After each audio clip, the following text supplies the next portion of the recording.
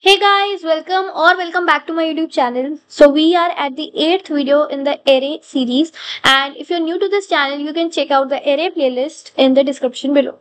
So let's see what the problem is. Single number. Given a non-empty array of integers, every element appear twice except for one. Find that single one.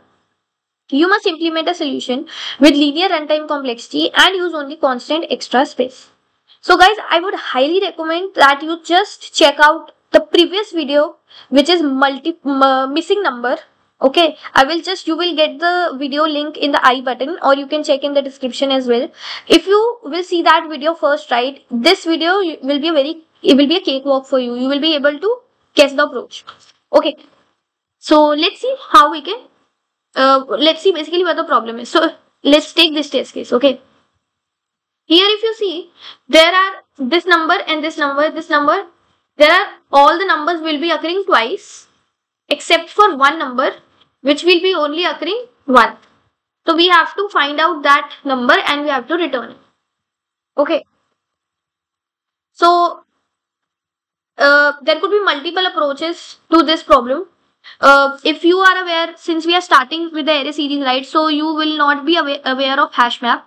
But if you might have been aware of hash map, then we can use hash map here to store the count, basically store the count of every element, and we can then check whatever element has one count, that will be our output.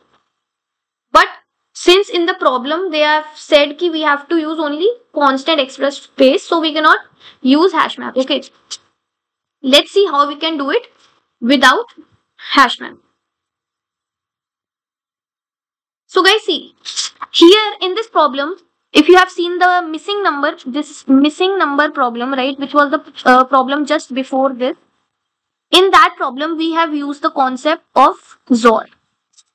Okay, which implies that if you XOR a number with itself, you get 0, and if you XOR 0 with any number, you get that number. Okay, so here in this problem, what we will do, we will XOR all of these elements together. Okay, so if I just rearrange them,